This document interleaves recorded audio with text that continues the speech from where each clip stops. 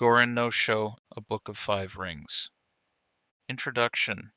I have been many years training in the way of strategy, not called Niten Ichi Ryu, and now I think I will explain it in writing for the first time. It is now during the first 10 days of the 10th month, in the 20th year of Kane, 1645. I have climbed Mountain Iwato of Higo in Kyushu to pay homage to heaven, pray to Kwannon, and kneel before Buddha. I am a warrior of Harima Province, Shinmen Musashi, no Kami Fujiwara, no Geshin, age 60 years. From youth, my heart has been inclined toward the way of strategy. My first duel was when I was 13. I struck down a strategist of the Shinto school, one Arima Kihei. When I was 16, I struck down an able strategist, Tadashima Ekiyama. When I was 21, I went up to the capital and met all manner of strategists, never once failing to win in many contests. After that, I went from province to province, dueling with strategists of various schools, and not once failed to win, even though I had as many as 60 encounters. This was between the ages of 13 and 28 or 29. When I reached 30, I looked back on my past. The previous victories were not due to my having mastered strategy. Perhaps it was natural ability, or the order of heaven, or that other schools' strategy was inferior. After that, I studied morning and evening, searching for the principle, and came to realize the way of strategy when I was 50. Since then, I have lived without following any particular way. Thus, with the virtue of strategy, I practice many arts and abilities, all things with no teacher. To write this book, I did not use the law of Buddha or the teachings of Confucius, neither old war chronicles nor books on martial tactics. I take up my brush to explain the true spirit of this Ichi school. The ground book. Strategy is the craft of the warrior. Commanders must enact the craft, and troopers should know this way. There is no warrior in the world today who really understands the way of strategy. There are various ways. There is the way of salvation by the law of Buddha, the way of Confucius governing the way of learning, the way of healing as a doctor, as a poet teaching the way of waka, tea and the dig, archery, and many arts and skills. Each man practices as he feels inclined. It is said, the warrior's is the twofold way of pen and sword, and he should have a taste for both ways. Even if a man has no natural ability, he can be a warrior by sticking assiduously to both divisions of the way. Generally speaking, the way of the warrior is resolute acceptance of death, although not only warriors but priests, women, peasants. 5. Waka, the 31-syllable poem. The word means Song of Japan, or Song in Harmony. Tea. Tea drinking is studied in schools, just like sword fencing. It is basically a ritual based on simple, refined rules between a few persons in a small room. 1 to the power of archery. The bow was the main weapon of the samurai of the Nara and Heian periods and was later superseded by the sword. Archery is practiced as a ritual like tea and sword.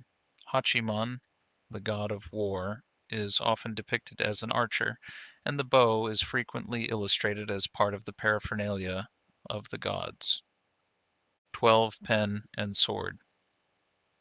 Bunbu ichi, or pen and sword in accord, is often presented in brushed calligraphy. Young men during the Tokugawa period were educated solely in writing the Chinese classics and exercising in swordplay. Pen and sword, in fact, filled the life of the Japanese nobility. 13.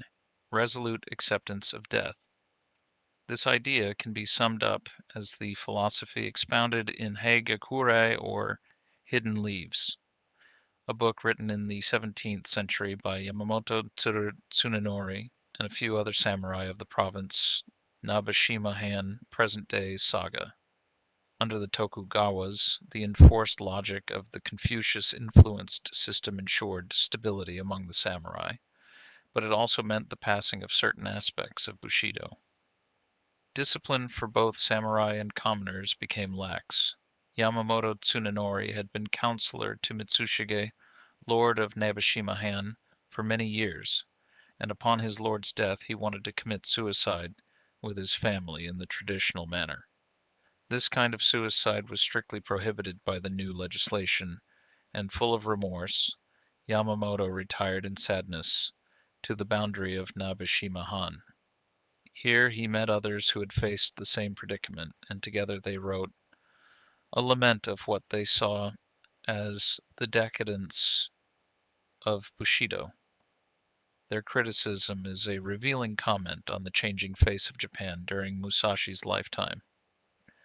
There is no way to describe what a warrior should do other than he should adhere to the way of the warrior, Bushido.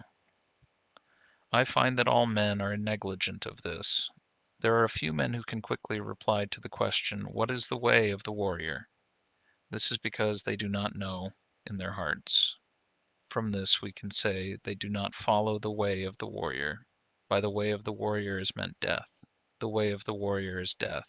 This means choosing death whenever there is a choice between life and death. It means nothing more than this. It means to see things through, being resolved. Sayings like to die with your intention unrealized is to die uselessly and so on are from the weak Kyoto, Osaka Bushido. They are unresolved as to whether to keep to their original plan when faced with the choice of life and death. Every man wants to live. They theorize with staying alive in mind. The man who lives on when he had failed in his intention is a coward, is a heartless definition. That to die having failed is to die uselessly is a mad point of view. This is not a shameful thing. It is the most important thing in the way of the warrior. If you keep your spirit correct from morning to night, accustomed to the idea of death, and resolved on death, and consider yourself as a dead body, thus becoming one with the way of the warrior, you can pass through life with no possibility of failure in. And lowlier folk have been known to die readily in the cause of duty, or out of shame. This is a different thing. The warrior is different in that studying. The way of strategy is based on overcoming men, by victory gained in crossing swords with individuals or in joining battle with large numbers. We can attain power and fame for ourselves or for our Lord. This is the virtue of strategy. The way of strategy. In China and Japan, practitioners of the way have been known as masters of strategy. Warriors must learn this way. Recently, there have been people getting on in the world as strategists, but they are usually just sword fencers. The attendants of the Kashima Kantori shrines of the province Hitachi received instruction from the gods and made schools based on this teaching, traveling from country to country, instructing men. This is the recent meaning of strategy. In olden times, strategy was listed among the 10 abilities and 7 arts as a beneficial practice. It was certainly an art, but as beneficial practice it was not limited to sword fencing. The true value of sword fencing cannot be seen within the confines of sword fencing technique. If we look at the world, we see arts for sale. Men use equipment to sell their own selves. As if with the nut and the nut has become less than the flower. In this kind of way of strategy, both those teaching and those learning the way are concerned with coloring and showing off their technique, trying to hasten the bloom of the flower. They speak of this dojo and that dojo. Oh, they are looking for profit. Someone once said, immature strategy is the cause of grief. That was a true saying. Perform your office properly. The servant must think earnestly of the business of his employer. Such a fellow is a splendid retainer. In this house there have been generations of splendid gentlemen, and we are deeply impressed by their warm kindness. All our ancestors, this was simply abandoning body and soul for the sake of their Lord.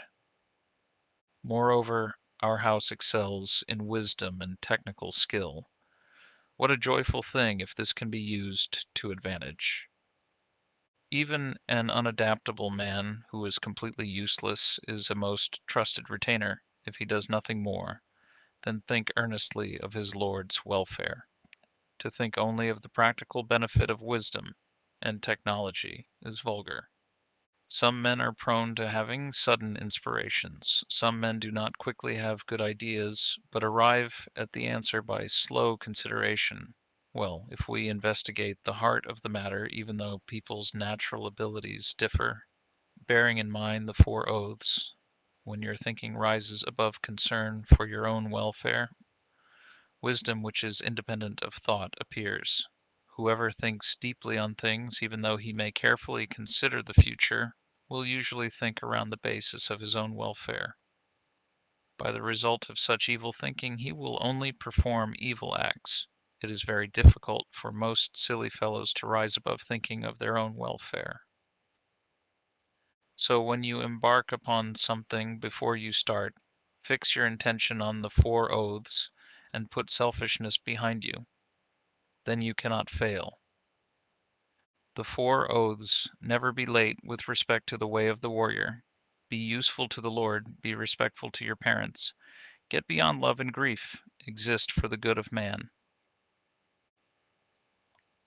Our Lord. This refers to the daimyo who retain numbers of samurai to fight for them. See previous note. 5. Kashima Kantori Sphyrines. The original schools of kendo can be found in the traditions preserved in Shinto shrines. Many of the school ancestors are entombed in the Kanto area, not far from Tokyo, where the Kashima and Kantori shrines still stand. Arima Kihei, the samurai whom Musashi killed at the age of 13, was a fencer of the Shinto school associated with the shrines. The Yagyu school was derived from the Kashima style. Shinto was a religion of industry and everyday life, and the war gods enshrined at Kashima and Kantori are still invoked today as part of the everyday practice of the Shinto school. 15. Dojo. Dojo means way place, the room where something is studied. There are four ways in which men pass through life: as gentlemen, farmers, artisans, and merchants. The way of the farmer. Using agricultural instruments, he sees springs through to autumns, with an eye on the changes of season. Second is the way of the merchant. The winemaker obtains his ingredients and puts them to use to make his living. The way of the merchant is always to live by taking profit. This is the way of the merchant. Thirdly, the gentleman warrior, carrying the weaponry of his way. The way of the warrior is to master the virtue of his weapons. If a gentleman dislikes strategy, he will not appreciate the benefit of weaponry, so must he not have a little taste for this? Fourthly, the way of the artisan. The way of the carpenter is to become proficient in the use of his tools, first to lay his plans with a true measure, and then perform his work according to plan. Thus he passes through life.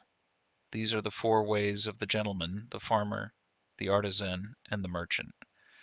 Comparing the way of the carpenter to strategy. The comparison with carpentry is through the connection with houses. Houses of the nobility, houses of warriors, the four houses, ruin of houses, thriving of houses, the style of the house, the tradition of the house, and the name of the house. The carpenter uses a master plan of the building, and the way of strategy is similar in that there is a plan of campaign. If you want to learn the craft of war, ponder over this book. The teacher is as a needle, the disciple is as thread. You must practice constantly. Like the foreman carpenter, the commander must know natural rules and the rules of the country and the rules of houses. This is the way of the foreman. The foreman carpenter must know the architectural theory of towers and temples, and the plans of palaces, and must employ men to raise up houses. The way of the foreman carpenter is the same as the way of the commander of a warrior house dot. In the construction of houses, choice of woods is made. Straight unknotted timber of good appearance is used for the revealed pillars. Straight timber with small defects is used for the inner pillars. Timber of the finest appearance, even if a little weak, is used for the thresholds, lintels, doors, and sliding doors, and so on. Good strong timber, though it be gnarled and knotted, can always be used discreetly in construction. Timber which is weak or knotted throughout should be used as scaffolding and later for firewood. The foreman carpenter allots his men work according to their ability. Floor layers, makers of sliding doors, thresholds and lintels, ceilings, and so on. Those of poor ability lay the floor joist, and those of lesser ability carve wedges and do such miscellaneous work. If the foreman knows and deploys his men well, the finished work will be good. The foreman should take into account the abilities and limitations of his men, circulating among them and asking nothing unreasonable. He should know their morale and spirit and encourage them when necessary. This is the same as the principle of 4 ways, the 4 classes in Japanese society. 1. Prime carpenter. All buildings in Japan, except for the walls of the great castles, which appeared a few generations before Musashi's birth, were wooden. Carpenter means architect and builder. 13 houses. There were 4 branches of the Fujiwara family who dominated Japan in the Heian period. There are also 4 different schools of tea. 2-inch warrior house, the warrior families, who had been in control of Japan for most of her history, kept private armies, each with its own commander. 21 sliding doors. Japanese buildings made liberal use of sliding doors, detachable walls, and shutters made of wood which were put over door openings at night and in bad weather. Strategy, the way of strategy. Like a trooper, the carpenter sharpens his own tools. He carries his equipment in his toolbox and works under the direction of his foreman. He makes columns and girders with an axe, shapes floorboards and shelves with a plane, cuts fine open work and carvings accurately, giving as excellent a finish as his skill will allow. This is the craft of carpenters. When the carpenter becomes skilled and understands measures, he can become a foreman. The carpenter's attainment is having tools which will cut well to make small shrines, writing shells, tables, paper lanterns, chopping boards, and pot lids. These are the specialities of the carpenter. Things are similar for the trooper. You ought to think deeply about this. The attainment of the carpenter is that his work is not warped, that the joints are not misaligned, and that the work is truly planned so that it meets well and is not merely finished in sections. This is essential. If you want to learn this way, deeply consider the things written in this book one at a time. You must do sufficient research. Outline of the 5 books of this book of strategy. The way is shown in 5 books concerning different aspects. These are ground, water, fire, tradition, wind, and void. Yeah, the body of the way of strategy, from the viewpoint of my Ichi school, is explained in the ground book. It is difficult to realize the true way just through sword fencing. Know the smallest things and the biggest things, the shallowest things and the deepest things, as if it were a straight road mapped out on the ground. The first book is called the ground book. Second is the water book. With water as the basis, the spirit becomes like water. Water adopts the shape of its receptacle. It is sometimes a trickle and sometimes a wild sea. Water has a clear blue color. By the clarity, things of Ichi school are shown in this book. If you master the principles of sword fencing, when you freely beat one man, you beat any man in the world. The spirit of defeating a man is the same for 10 million men. The strategist makes small things into big things, like building a great Buddha from a 1-foot model. I cannot write in detail how this is done. The principle of strategy is having one thing, to know 10,000 things. Things of Ichi school are written in this, the water book. Third is the fire book. This book is about fighting. The spirit of fire is fierce. 22. Like a trooper, the carpenter sharpens his own tools. Sharpening and polishing the Japanese sword is today a whirl undertale, and only by a specialist, but perhaps the art was more widespread in the age of war. If a sword is imperfectly polished and the surface of the blade incorrectly shaped, even if it is a very sharp, fine weapon, it will not cut at all well. 23 Sumei shrines. Small shrines to the Shinto gods are found in every Japanese home. 2 inches. 5 buls go rin. No Sho means a book of 5 rings. The Godai, 5 greats, of Buddhism are the 5 elements which make up the cosmos: ground, water, fire, wind, void. The Go-rin, 5 rings, of Buddhism are the 5 parts of the human body: head, left and right elbows, and left and right knees. 25. Wind, the Japanese character for wind, also means style. 26. Void. The void, or nothingness, is a Buddhist term for the illusionary nature of worldly things. Ye see whether the fire be small or big, and so it is with battles. The way of battles is the same for man to man fights, and for 10,000 a-side battles. You must appreciate that spirit can become big or small. What is big is easy to perceive. What is small is difficult to perceive. In short, it is difficult for large numbers of men to change position, so their movements can be easily predicted. An individual can easily change his mind, so his movements are difficult to predict. You must appreciate this. The essence of this book is that you must train day and night in order to make quick decisions. In strategy, it is necessary to treat training as a part of normal life with your spirit unchanging. Thus combat and battle is described in the Fire Book. Fourthly, the Wind Book. This book is not concerned with my Ichi school, but with other schools of strategy. By wind, I mean old traditions, present-day traditions, and family traditions of strategy. Thus I clearly explain the strategies of the world. This is tradition. It is difficult to know yourself if you do not know others. To all ways. There are side tracks. If you study a way daily, and your spirit diverges, you may think you are obeying a good way, but objectively it is not the true way.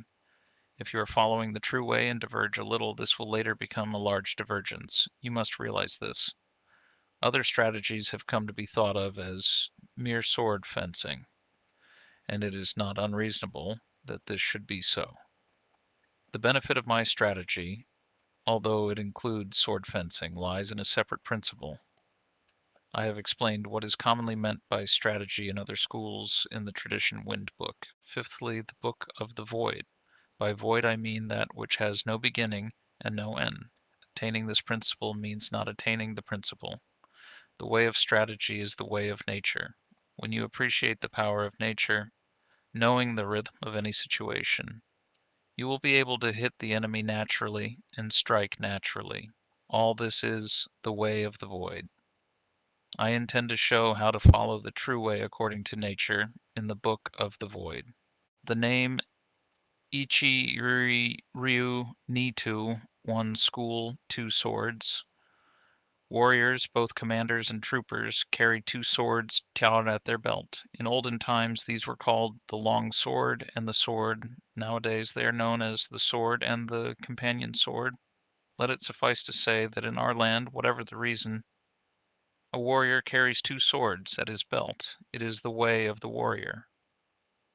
Nito Ichi Ryu shows the advantage of using both swords. The spear and halberd are weapons that are carried out of doors. Students of the Ichi school way of strategy should train from the start with the sword and long sword in either hand. This is the truth. When you sacrifice your life, you must make fullest use of your weaponry. It is false not to do so, and to die with a weapon yet undrawn. 2 swords. The samurai wore 2 swords thrust through the belt, with the cutting edges upward on the left side. The shorter, or companion, sword was carried at all times, and the longer sword worn only out of doors. From time to time there were rules governing the style and length of swords. Samurai carried 2 swords, but other classes were allowed only 1 sword for protection against brigands on the roads between towns. See translator's introduction. The samurai kept their swords at their bedsides, and there were racks for long swords inside the vestibule of every samurai home. 28. Spear and halberd. The techniques for spear and halberd fighting are the same as those of sword fighting. Spears were first popular in the Muromachi period, primarily as arms for the vast armies of common infantry, and later became objects of decoration for the processions of the daimyo to and from the capital in the Tokugawa period. The spear is used to cut and thrust and is not thrown. The halberd and similar weapons with long curved blades were especially effective against cavalry, and came to be used by women who might have to defend their homes in the absence of menfolk. The art is widely studied by women today. If you hold a sword with both hands, it is difficult to wield it freely to left and right, so my method is to carry the sword in one hand. This does not apply to large weapons such as the spear or halberd, but swords and companion swords can be carried in one hand. It is encumbering to hold a sword in both hands when you are on horseback, when running on uneven roads, on swampy ground, muddy rice fields, stony ground, or in a crowd of people. To hold the long sword in both hands is not the true way, for if you carry a bow or spear or other arms in your left hand, you have only one hand free for the long sword. However, when it is difficult to cut an enemy down with one hand, you must use both hands. It is not difficult to wield a sword in one hand. The way to learn this is to train with 2 long swords, one in each hand. It will seem difficult at first, but everything is difficult at first. Bows are difficult to draw, halberds are difficult to wield as you become accustomed to the bow, so your pull will become stronger. When you become used to wielding the long sword, you will gain the power of the way and wield the sword well. As I will explain in the second book, the Water Book, there is no fast way of wielding the long sword. The long sword should be wielded broadly, and the companion sword closely. This is the first thing to realize. According to this Ichi school, you can win with a long weapon, and yet you can also win with a short weapon. In short, the way of the Ichi school is the spirit of winning, whatever the weapon and whatever its size. It is better to use 2 swords rather than one when you are fighting a crowd, and especially if you want to take a prisoner. These things cannot be explained in detail. From one thing, know 10,000 things. When you attain the way of strategy, there will not be one thing you cannot see. You must study hard. The benefit of the 2 characters, reading strategy, masters of the longsword are called strategists. As for the other military arts, those who master the bow are called archers, those who master the spear are called spearmen, those who master the gun are called marksmen, those who master the halberd are called halberdiers, but we do not call masters of the way of the long sword swordsmen, nor do we speak of companion swordsmen, because bows, guns, spears, and halberds are all warriors' equipment. They are certainly part of strategy. To master the virtue of the long sword is to govern the world and oneself. Thus the long sword is the basis of strategy. The principle is strategy by means of the long sword. If he attains the virtue of the long sword, one man can beat 10 men, just as one man can beat 10, so 100 men can beat 1,000, and 1,000 men can beat 10,000. In my strategy, one man is the same as 10,000, so this strategy is the complete warrior's craft. The way of the warrior does not include other ways such as Confucianism, Buddhism, certain traditions, artistic accomplishments, and dancing. But even though these are not part of the way, if you know the way broadly, you will see it in everything. Men must polish their particular way. The Japanese gun, was matchlock. the form in which it was first introduced into the country by missionaries. The match local L remained until the 19th century. 3 degrees. Dancing. There are various kinds of dancing. There are festival dances, such as the harvest dance, which incorporate local characteristics and are very colorful, sometimes involving many people. There is no theater, which is enacted by a few performers using stylized dance movements. There are also dances of fan and dances of sword. The benefit of weapons and strategy, and there is a time and a place for use of weapons. The best use of the companion sword is in a confined space, or when you are engaged closely with an opponent. The long sword can be used effectively in all situations. The halberd is inferior to the spear on the battlefield. With the spear, you can take the initiative. The halberd is defensive. In the hands of one of 2 men of equal ability, the spear gives a little extra strength. Spear and halberd both have their uses, but neither is very beneficial in confined spaces. They cannot be used for taking a prisoner. They are essentially weapons for the field. Anyway, if you learn indoor techniques, you will think narrowly and forget the true way. Thus, you will have difficulty in actual encounters. The bow is tactically strong at the commencement of battle, especially battles on a moor, as it is possible to shoot quickly from among the spearmen. However, it is unsatisfactory in sieges or when the enemy is more than 40 yards away. For this reason, there are nowadays few traditional schools of archery. There is little use nowadays for this kind of skill. From inside fortifications, the gun has no equal among weapons. It is the supreme weapon on the field before the ranks clash, but once swords are crossed, the gun becomes useless. One of the virtues of the bow is that you can see the arrows in flight and correct your aim accordingly, whereas gunshot cannot be seen. You must appreciate the importance of this.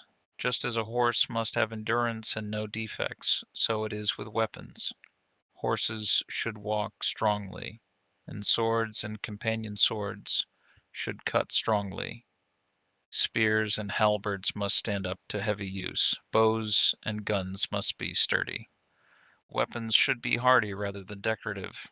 You should not have a favorite weapon.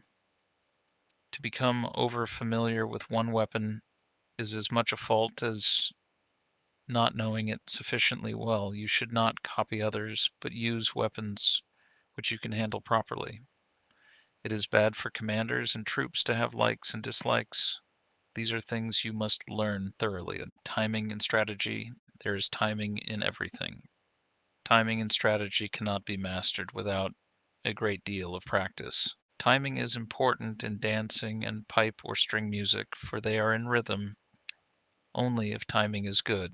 Timing and rhythm are also involved in the military arts, shooting bows and guns, and riding horses. In all skills and abilities, there is timing. There is also timing in the void. There's timing in the whole life of the warrior, in his thriving and declining, in his harmony and discord. Similarly, there's timing in the way of the merchant, in the rise and fall of capital. All things entail rising and falling timing. You must be able to discern this. In strategy, there are various timing considerations. From the outset, you must know the applicable timing and the inapplicable timing, and from among the large and small things and the fast and slow timings, find the relevant timing. First seeing the distance timing in 31 indoor techniques, dojos were mostly where a great deal of formality and ritual was observed, safe from the prying eyes of rival schools. The background timing. This is the main thing in strategy. It is especially important to know the background timing, otherwise your strategy will become uncertain. You win in battles with the timing in the void born of the timing of cunning by knowing the enemy's timing, and this using a timing which the enemy does not expect. All the 5 books are chiefly concerned with timing. You must train sufficiently to appreciate all this. If you practice day and night in the above Ichi school strategy, your spirit will naturally broaden. Thus is large-scale strategy and the strategy of hand-to-hand combat propagated in the world. This is recorded for the first time in the 5 books of Ground, Water, Fire, Tradition, Wind, and Void. This is the way for men who want to learn my strategy. Do not think dishonestly, the way is in training.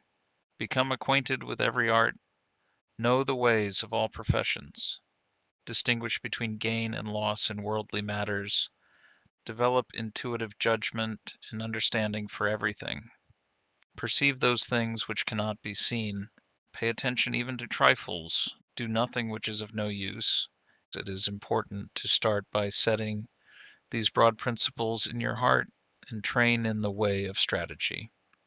If you do not look at things on a large scale, it will be difficult for you to master strategy.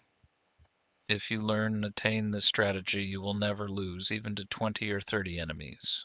More than anything to start with, you must set your heart on strategy and earnestly stick to the way. You will come to be able to actually beat men in fights and to be able to win with your eye. Also, by training, you will be able to freely control your own body, conquer men with your body, and with sufficient training, you will be able to beat 10 men with your spirit. When you have reached this point, will it not mean that you are invincible?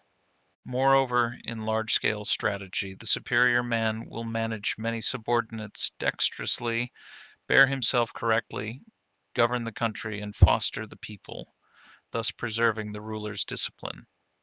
If there is a way involving the spirit of not being defeated, to help oneself and gain honor, it is the way of strategy.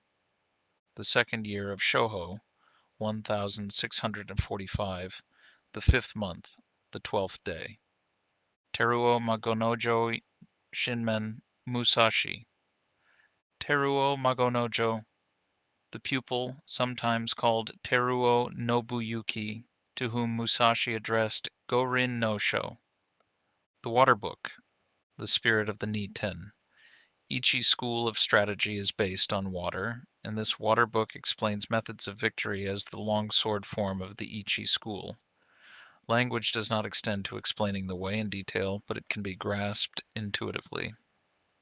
Study this book, read a word, then ponder on it. If you interpret the meaning loosely, you will mistake the way. The principles of strategy are written down here in terms of single combat, but you must think broadly so that you attain an understanding for 10,000-a-side battles. Strategy is different from other things in that if you mistake the way even a little, you will become bewildered and fall into bad ways. If you merely read this book, you will not reach the way of strategy. Absorb the things written in this book. Do not just read, memorize, or imitate, but so that you realize. The principle from within your own heart, study hard to absorb these things into your body. Spiritual bearing and strategy. In strategy, your spiritual bearing must not be any different from normal. Both in fighting and in everyday life, you should be determined though calm. Meet the situation without tenseness, yet not recklessly, your spirit settled, yet unbiased. Even when your spirit is calm, do not let your body relax, and when your body is relaxed, do not let your spirit slacken. Do not let your spirit be influenced by your body, or your body influenced by your spirit. Be neither insufficiently spirited nor overspirited. An elevated spirit is weak, and a low spirit is weak. Do not let the enemy see your spirit. Small people must be completely familiar with the spirit of large people, and large people must be familiar with the spirit of small people. Whatever your size, do not be misled by the reactions of your own body. With your spirit open and unconstricted, look at things from a high point of view. You must cultivate your wisdom and spirit. Polish your wisdom. Learn public justice. Distinguish between good and evil. Study the ways of different arts one by one. When you cannot be deceived by men, you will have realized the wisdom of strategy. The wisdom of strategy is different from other things. On the battlefield, even when you are hard pressed, you should ceaselessly research the principles of strategy so that you can develop a steady spirit. Stance in strategy. Adopt a stance with the head erect, neither hanging down, nor looking up, nor twisted. Your forehead and the space between your eyes should not be wrinkled. Do not roll your eyes, nor allow them to blink, but slightly narrow them. With your features composed, keep the line of your nose straight with a feeling of slightly flaring your nostrils. Hold the line of the rear of the neck straight. Instill vigor into your hairline, and in the same way from the shoulders down through your entire body. Lower both shoulders and, without the buttocks jutting out, put strength into your legs from the knees to the tops of your toes. Brace your abdomen so that you do not bend at the hips. Wedge your companion sword in your belt against your abdomen so that your belt is not slack. This is called wedging in. In all forms of strategy, it is necessary to maintain the combat stance in everyday life and to make your everyday stance your combat stance. You must research this well. The gaze in strategy. The gaze should be large and broad. This is the twofold gaze, perception and sight. Perception is strong and sight weak. In strategy, it is important to see distant things as if they were close, and to take a distanced view of close things. It is important in strategy to know the enemy's sword and not to be distracted by insignificant movements of his sword. You must study this. The gaze is the same for single combat and for large-scale combat. It is necessary in strategy to be able to look to both sides without moving the eyeballs. You cannot master this ability quickly. Learn what is written here. Use this gaze in everyday life and do not vary it, whatever happens. Holding the long sword. Grip the long sword with a rather floating feeling in your thumb and forefinger, with the middle finger neither tight nor slack, and with the last two fingers tight. It is bad to have play in your hands. When you take up a sword, you must feel intent on cutting the enemy. As you cut an enemy, you must not change your grip, and your hands must not cower. When you dash the enemy's sword aside, or ward it off, or force it down, you must slightly change the feeling in your thumb and forefinger. Above all, you must be intent on cutting the enemy in the way you grip the sword. The grip for combat and for sword testing is the same.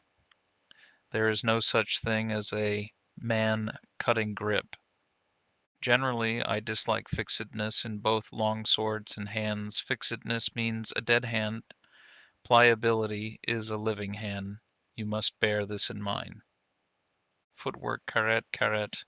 With the tips of your toes somewhat floating, tread firmly with your heels. Whether you move fast or slow, with large or small steps, your feet must always move as in normal. 33 Sword testing. Swords were tested by highly specialized professional testers. The sword would be fitted into a special mounting and test cuts made on bodies, bundles of straw, armor, sheets of metal, etc. Sometimes appraisal marks of a sword testing inscribed on the tangs of old blades are found. 3 Footwork. Different methods of moving are used in different schools. Yin-yang, or in-yo in Japanese, is female-male, dark-light, right-left. Musashi advocates this level-mind kind of walking, although he is emphatic about the significance of these parameters. Issues of right and left foot arise in the Wind Book of Rin No Sho. Old jiu-jitsu schools advocate making the first attack with the left side forward, walking. I dislike the 3 walking methods known as jumping foot, floating foot, and fixed steps. So-called yin-yang foot is important to the way. Yin-yang foot means not moving only one foot. It means moving your feet left-right and right-left when cutting, withdrawing, or warding off a cut. You should not move one foot preferentially. The 5 attitudes. The 5 attitudes are upper, middle, lower, right side, and left side. These are the 5. Although attitude has these 5 dimensions, the one purpose of all of them is to cut the enemy. There are none but these 5 attitudes. Whatever attitude you are in, do not be conscious of making the attitude. Think only of cutting. Your attitude should be large or small according to the situation. upper, lower, and middle. Attitudes are decisive. Left side and right side attitudes are fluid. Left and right attitudes should be used if there is an obstruction overhead or to one side. The decision to use left or right depends on the place. The essence of the way is this: to understand attitude, you must thoroughly understand the middle attitude. The middle attitude is the heart of the attitudes. If we look at strategy on a broad scale, the middle attitude is the seat of the commander with the other four attitudes following the commander. You must appreciate this.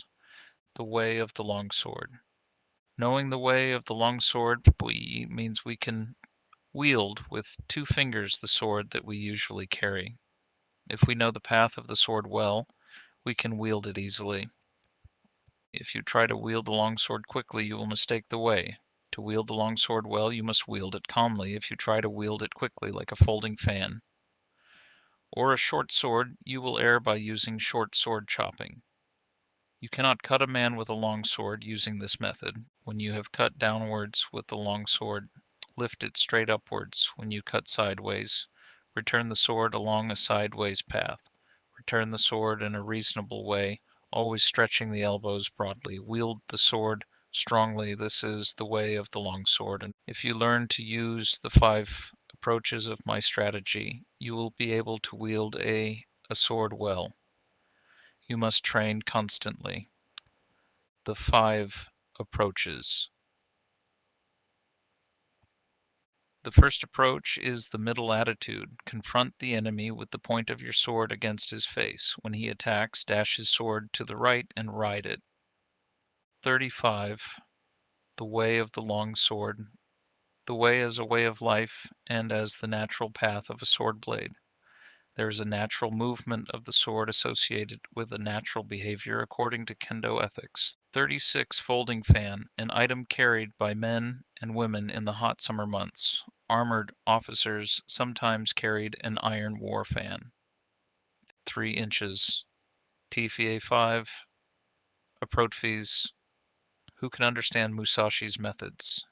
It is necessary to study traditional schools and basic cutting practice. Bear in mind that fighting technique may start from a greater distance than it seems to at a first glance. It is said that the man who has faced death at the point of a sword has an elevated understanding.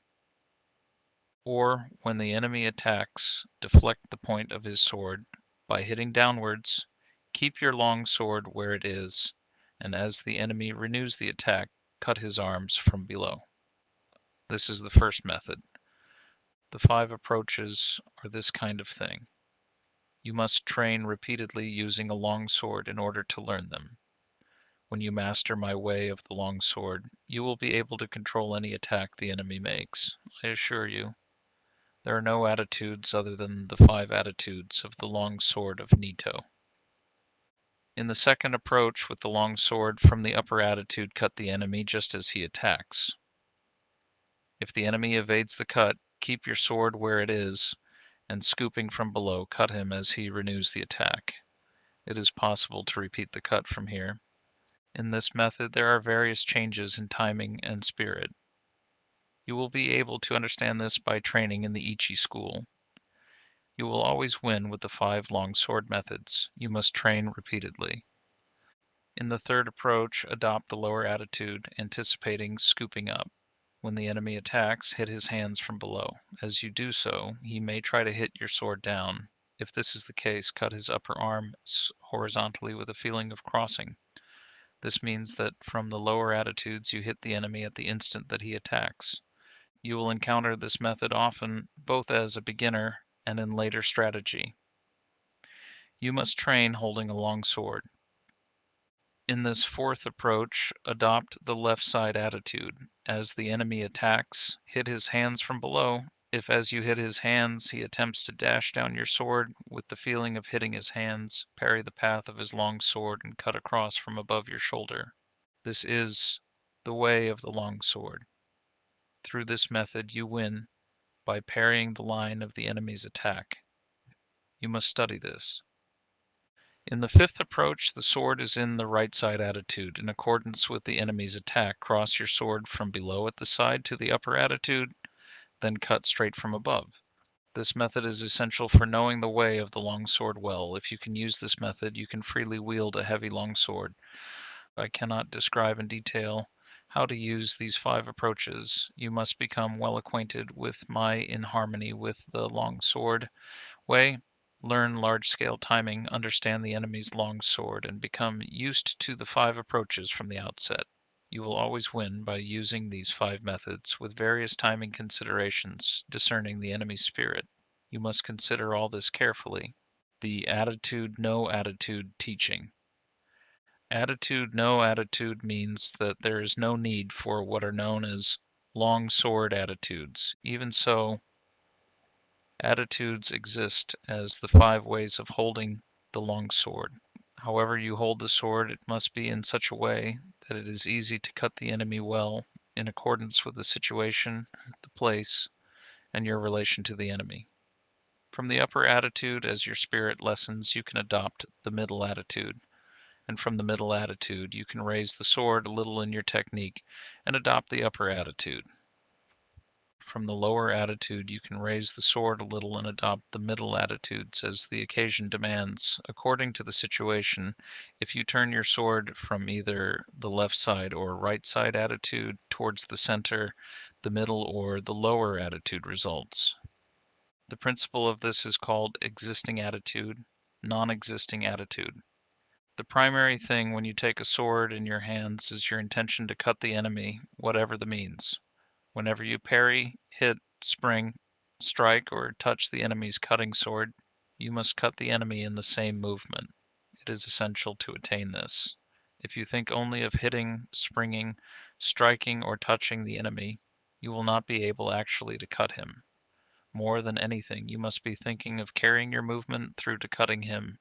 You must thoroughly research this. Attitude and strategy on a larger scale is called battle array. Such attitudes are all for winning battles. Fixed formation is bad. Study this well. To hit the enemy in one timing. In one timing means when you have closed with the enemy to hit him as quickly and directly as possible without moving your body or settling your spirit while you see that he is still undecided.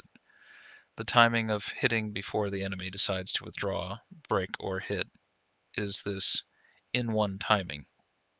You must train to achieve this timing to be able to hit in the timing of an instant. The abdomen timing of 2. When you attack and the enemy quickly retreats. As you see him tense, you must feint a cut. Then, as he relaxes, follow up and hit him. This is the abdomen timing of 2.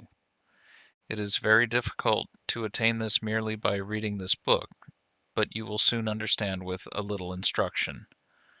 No design, no conception. In this method, when the enemy attacks and you decide to attack, hit with your body and hit with your spirit, and hit from the void with your hands, accelerating strongly. This is the no design, no conception cut. This is the most important method of hitting. It is often used. You must train hard to understand it. The flowing water cut. The flowing water cut is used when you are struggling blade to blade with the enemy. When he breaks and quickly withdraws, trying to spring with his longsword, expand your body and spirit and cut him as slowly as possible with your longsword, following your body like stagnant water. You can cut with certainty if you learn this. You must discern the enemy's grade. 38. No design, no conception. Munen Muso. This means the ability to act calmly and naturally even in the face of danger. It is the highest accord with existence when a man's word and his actions are spontaneously the same. Continuous cut. When you attack and the enemy also attacks, and your swords spring together, in one action cut his head, hands, and legs. When you cut several places with one sweep of the long sword, it is the continuous cut. You must practice this cut. It is often used. With detailed practice, you should be able to understand it. The fire and stones cut. The fires and stones cut means that when the enemy's long sword and your long sword clash together, you cut as strongly as possible without raising the sword even a little. This means cutting quickly with the hands, body, and legs, all three cutting strongly. If you train well enough, you will be able to strike strongly. The red leaves cut. The red leaves cut means knocking down the enemy's long sword. The spirit should be getting control of his sword. When the enemy is in a long sword attitude in front of you and intent on cutting, hitting, and parrying, you strongly hit the enemy's sword with the fire and stones cut, perhaps in the design of the no conception cut. If you then beat down the point of his sword with a sticky feeling, he will necessarily drop the sword. If you practice this cut, it becomes easy to make the enemy drop his sword. You must train repetitively the body in place of the long sword. Also, the long sword in place of the body. Usually, we move the body and the sword at the same time to cut the enemy. However, and according to the enemy's cutting method, you can dash against him with your body first and afterwards cut with the sword. If his body is immovable, you can cut first with the long sword, but generally you hit first with the body and then cut with the long sword. You must research this well and practice hitting. Cut and slash. To cut and slash are two different things. Cutting, whatever form of cutting it is decisive, with a resolute spirit. Slashing is nothing more than touching the enemy. Even if you slash strongly, and even if the enemy dies instantly, it is slashing. When you cut, your spirit is resolved. You must appreciate this. If you first slash the enemy's hands or legs, you must then cut strongly. Slashing is in spirit the same as touching. When you realize this, they become indistinguishable. Learn this well. Chinese monkey's body. Red leaves. Cut. Presumably Musashi is alluding here to falling, dying leaves. The Chinese monkey's body is the spirit of not stretching out your arms. The spirit is to get in quickly, without in the least extending your arms before the enemy cuts. If you are intent upon not stretching out your arms, you are effectively far away. The spirit is to go in with your whole body. When you come to within arm's reach, it becomes easy to move your body in. You must research this well. Glue and lacquer, emulsion, body M41, the spirit of glue and lacquer. Emulsion body is to stick to the enemy and not separate from him. When you approach the enemy, stick firmly with your head, body, and legs. People tend to advance their head and legs quickly, but their body lags behind. You should stick firmly so that there is not the slightest gap between the enemy's body and your body. You must consider this carefully to strive for height. By to strive for height is meant, when you close with the enemy, to strive with him for superior height without cringing. Stretch your legs, stretch your hips, and stretch your neck face to face with him. When you think you have won and you are the higher, thrust in strongly. You must learn this. To apply stickiness. When the enemy attacks and you also attack with the long sword, you should go in with a sticky feeling and fix your long sword against the enemy's as you receive his cut. The spirit of stickiness is not hitting very strongly, but hitting so that the long swords do not separate easily. It is best to approach as calmly as possible when hitting the enemy's long sword with stickiness.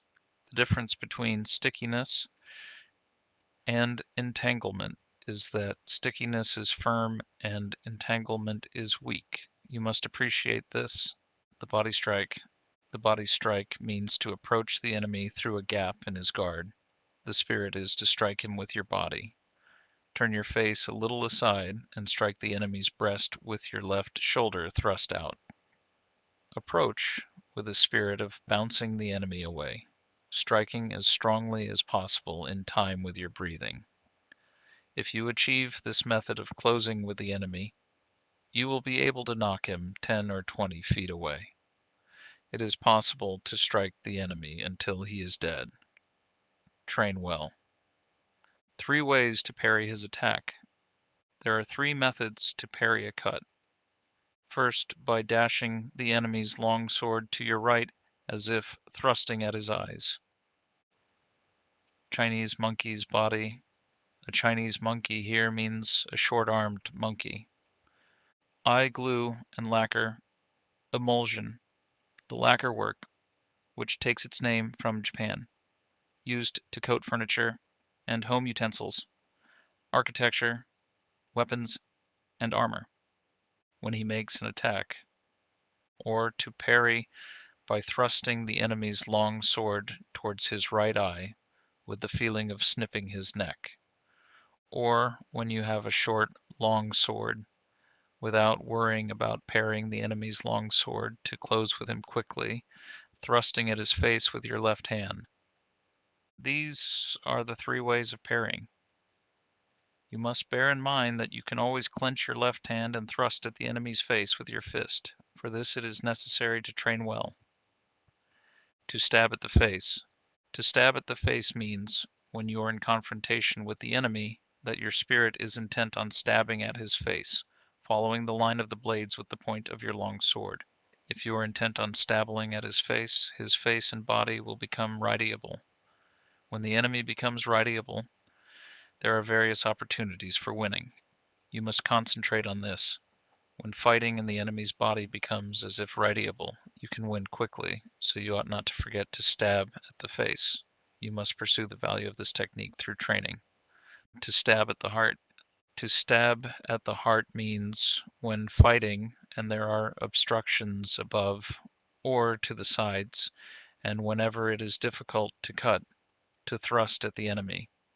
You must stab the enemy's breast without letting the point of your long sword waver, showing the enemy the ridge of the blade square on, and with the spirit of deflecting his long sword. The spirit of this principle is often useful when we become tired or for some reason our long sword will not cut.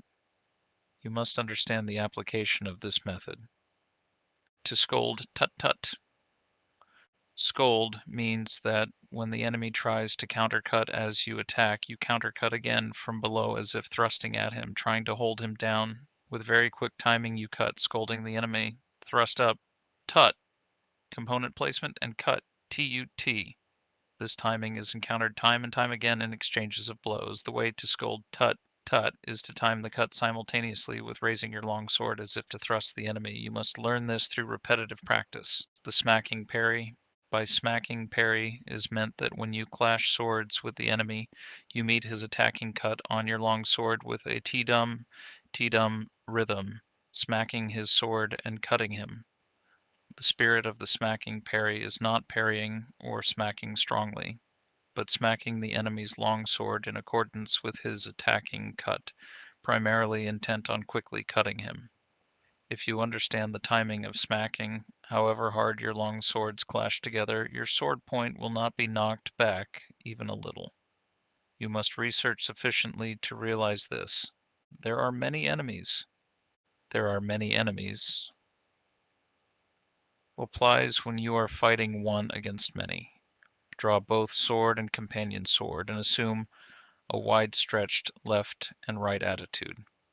The spirit is to chase the enemies around from side to side, even though they come from all 4 directions. Observe their attacking order, and go to meet first those who attack first. Sweep your eyes around broadly, carefully examining the attacking order, and cut left and right alternately with your swords.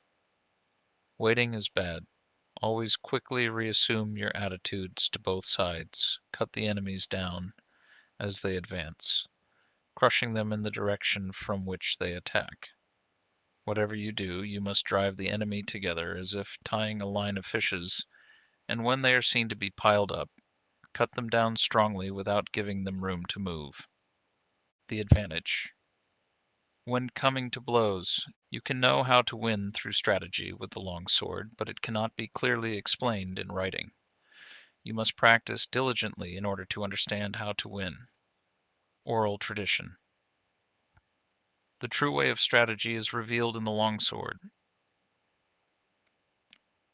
One cut. You can win with certainty with the spirit of one cut. It is difficult to attain this if you do not learn strategy well. If you train well in this way, strategy will come from your heart, and you will be able to win at will. You must train diligently. Direct communication. The spirit of direct communication is how the true way of the Naito Ichi school is received and handed down. Oral tradition. Teach your body strategy. Recorded in the above book is an outline of Ichi school sword fighting. To learn how to win with the long sword and strategy, first learn the 5 approaches and the 5 attitudes, and absorb the way of the long sword naturally in your body. You must understand spirit and timing, handle the long sword naturally, and move body and legs in harmony with your spirit. Whether beating one man or two, you will then know values and strategy. Study the contents of this book, taking one item at a time, and through fighting with enemies you will gradually come to know the principle of the way. There are many enemies. Musashi is held to be the inventor of the two-sword style. His school is sometimes called Nito-ryu, two-sword school, and sometimes Niten-ryu, two-heaven school. He writes that the use of two swords is for when there are many enemies, but people practice a style of fencing with a sword in each hand to give practical advantage in fencing. Musashi used the words two swords when meaning to use all one's resources in combat. He never used two swords when up against a skilled swordsman.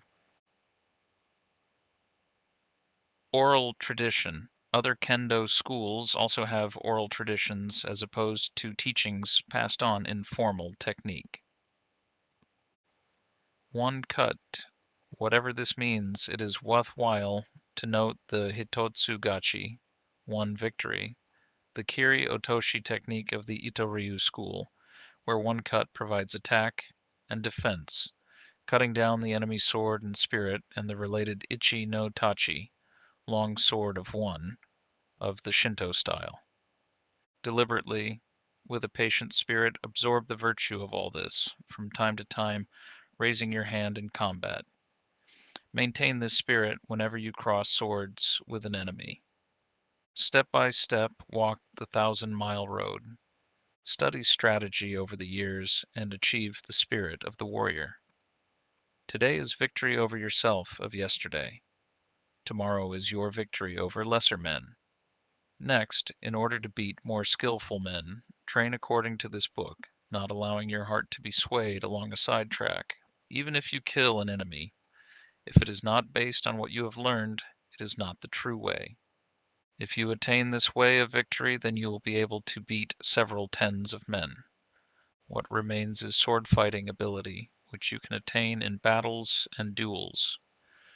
The 2nd year of Shoho, the 12th day of the 5th month, 1645. Teruo Magonojo Shinmen Musashi, the Fire Book. In this, the Fire Book of the Nito Ichi school of strategy, I describe fighting as fire. In the first place, people think narrowly about the benefit of strategy. By using only their fingertips, they only know the benefit of 3 of the 5 inches of the wrist. They let a contest be decided as with the folding fan merely by the span of their forearms. They specialize in the small matter of dexterity, learning such trifles as hand and leg movements with the bamboo practice sword. In my strategy, the training for killing enemies is by way of many contests, fighting for survival, discovering the meaning of life and death, learning the way of the sword, judging the strength of attacks, and understanding the way of the edge and ridge of the sword. You cannot profit from small techniques, particularly when full armor is worn. My way of strategy is the sure method to win when fighting for your life, one man against 5 or 10. There is nothing wrong with the principle. One man can beat 10, so 1,000 men can beat 10,000. You must research this. Of course, you cannot assemble 1,000 or 10,000 men for everyday training, but you can become a master of strategy by training alone with a sword so that you can understand the enemy's strategies, his strength and resources, and come to appreciate how to apply strategy to beat 10,000 enemies. Any man who wants to master the essence of my strategy must research diligently, training morning and evening. Thus can he polish his skill, become free from self, and realize extraordinary ability. He will come to possess miraculous power. This is the practical result of strategy, depending on the place. Examine your environment. Stand in the sun, that is, take up an attitude with the sun behind you. If the situation does not allow this, you must try to keep the sun on your right side. In buildings, you must stand with the entrance behind you or to your right. Make sure that your rear is unobstructed and that there is free space on your left, your right side, being occupied with your sword attitude. At night, if the enemy can be seen, keep the fire behind you and the entrance to your right, and otherwise take up your attitude as above. You must look down on the enemy and take up your attitude on slightly higher places. For example, the deer. Bamboo practice sword. There have been practice swords of various L-ins throughout the history of kendo. Some are made of spliced bamboo, covered with cloth or hide. Full armor. The words Roku-gu, 6 pieces, are used. This is a set of armor consisting of cuirass, gauntlets, sleeves, apron, and thigh pieces, or, according to another convention, body armor, helmet, mask, thigh pieces, gauntlets, and leg pieces, kamaiza. In a house is thought of as a high place. When the fight comes, always endeavor to chase the enemy around to your left side. Chase him towards awkward places and try to keep him with his back to awkward places. When the enemy gets into an inconvenient position, do not let him look around, but conscientiously chase him around and pin him down. In houses, chase the enemy into the thresholds, lintels, doors, verandas, pillars, and so on. Again, not letting him see his situation. Always chase the enemy into bad footholds, obstacles at the side, and so on, using the virtues of the place to establish predominant positions from which to fight. You must research and train diligently in this. The 3 methods to forestall the enemy, 48. The first is to forestall him by attacking. This is called Ken no Sen, to set him up. Another method is to forestall him as he attacks. This is called Tai no Sen, to wait for the initiative. The other method is when you and the enemy attack together. This is called Tai Tai no Sen, to accompany him and forestall him. There are no methods of taking the lead other than these 3, because you can win quickly by taking the lead. It is one of the most important things in strategy. There are several things involved in taking the lead. You must make the best of the situation, see through the enemy's spirit so that you grasp his strategy and defeat him. It is impossible to write about this in detail. The first Ken no Sen. When you decide to attack, keep calm and dash in quickly, forestalling the enemy. Or you can advance seemingly strongly, but with a reserve spirit, forestalling him with a reserve. Alternately, advance with as strong a spirit as possible, and when you reach the enemy, move with your feet a little quicker than normal, unsettling him and overwhelming him sharply. Or, with your spirit calm, attack with a feeling of constantly crushing the enemy from first to last. The spirit is to win in the depths of the enemy. These are all Ken no Sen. The second Tai no Sen. When the enemy attacks, remain undisturbed, but feign weakness. As the enemy reaches you, suddenly move away, indicating that you intend to jump aside, then dash in, attacking strongly as soon as you see the enemy relax. This is one way. Kazima. This is the residence of the ancestral spirit of a house. The head of the house sits nearest this place. It is often a slightly raised recess in a wall, sometimes containing a hanging scroll, armor, or other religious property. T. The 3 methods to forestall an enemy. A great swordsman or other artist will have mastered the ability to forestall the enemy. The great swordsman is always before his environment. This does not mean speed. You cannot beat a good swordsman. because he subconsciously sees the origin of every real action. One can still see in kendo practice wonderful old gentlemen slowly hitting young shampoos on the head almost casually. It is the practiced ability to sum up a changing situation instantly, or, as the enemy attacks, attack more strongly, taking advantage of the resulting disorder in his timing to win. This is the Tai no Sen principle, the third Tai no Sen. When the enemy makes a quick attack, you must attack strongly and calmly, aim for his weak point as he draws near, and strongly defeat him. Or if the enemy attacks calmly, you must observe his movement, and, with your body rather floating, join in with his movements as he draws near. Move quickly and cut him strongly. This is Tai no Sen. These things cannot be clearly explained in words. You must research what is written here. In these three ways of forestalling, you must judge the situation. This does not mean that you always attack first, but if the enemy attacks first, you can lead him around in strategy. You have effectively won when you forestall the enemy, so you must train well to attain this. To hold down a pillow. To hold down a pillow means not allowing the enemy's head to rise. In contests of strategy, it is bad to be led about by the enemy. You must always be able to lead the enemy about. Obviously, the enemy will also be thinking of doing this, but he cannot forestall you if you do not allow him to come out. In strategy, you must stop the enemy as he attempts to cut. You must push down his thrust and throw off his hold when he tries to grapple. This is the meaning of to hold down a pillow. When you have grasped this principle, whatever the enemy tries to bring about in the fight, you will see in advance and suppress it. The spirit is to check his attack at the syllable at dot. Зрение. Когда он прыгает, проверьте его продвижение на слоге джу. Зрение и проверь его вырезку на ку. The important thing in strategy is to suppress the enemy's useful actions but allow his useless actions. However, doing this alone is defensive. First, you must act according to the way, suppress the enemy's techniques, foiling his plans, and thence command him directly.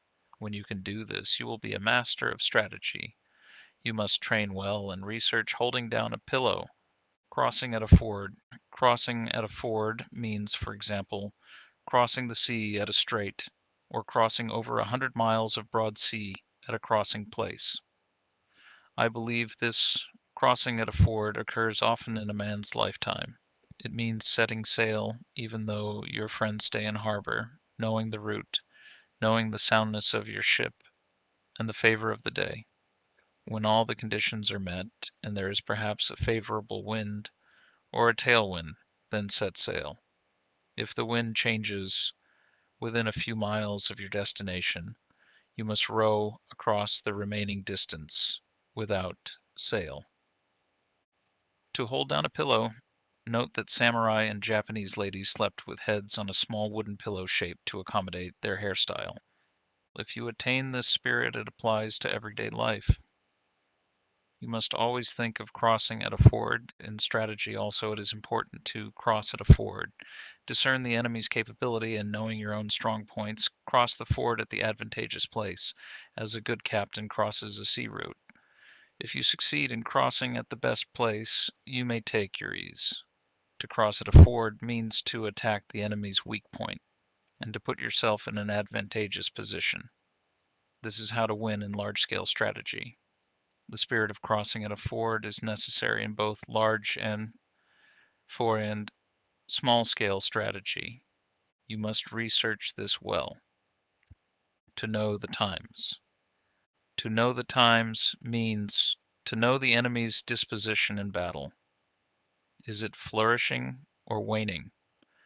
By observing the spirit of the enemy's men and getting the best position, you can work out the enemy's disposition and move your men accordingly. You can win through this principle of strategy, fighting from a position of advantage.